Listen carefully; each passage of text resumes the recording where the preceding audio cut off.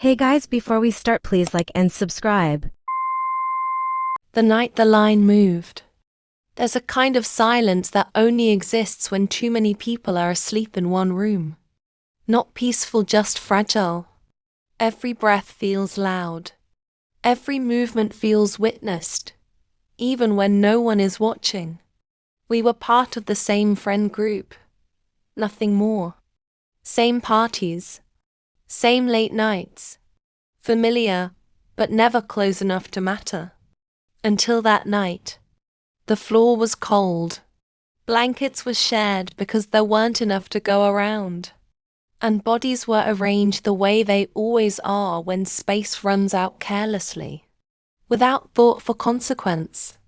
I ended up beside him by chance. Or maybe not. He was restless. I could feel it in the way he shifted, the way his phone screen briefly lit the dark before disappearing again. I kept my eyes closed, pretending sleep, even though my mind was too alert, too aware of how close he was. Minutes passed, maybe more. Time stretched thin.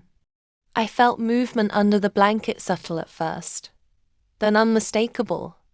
I told myself not to think about it, told myself to roll away. Instead, I stayed still, heart pounding, curiosity mixing with a kind of dread I didn't want to name. The air changed.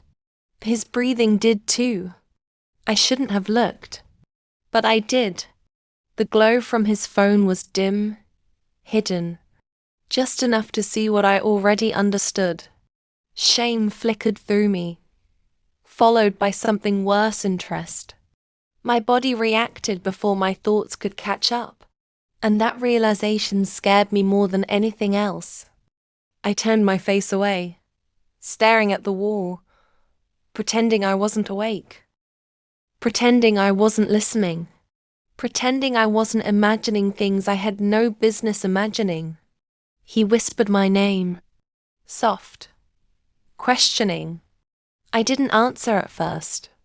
Silence felt safer. But he asked why I wasn't sleeping. And the excuse came easily, too easily, like I'd rehearsed it. From there, the line blurred fast. Hands hesitated before they touched, as if we both wanted permission without having to ask for it.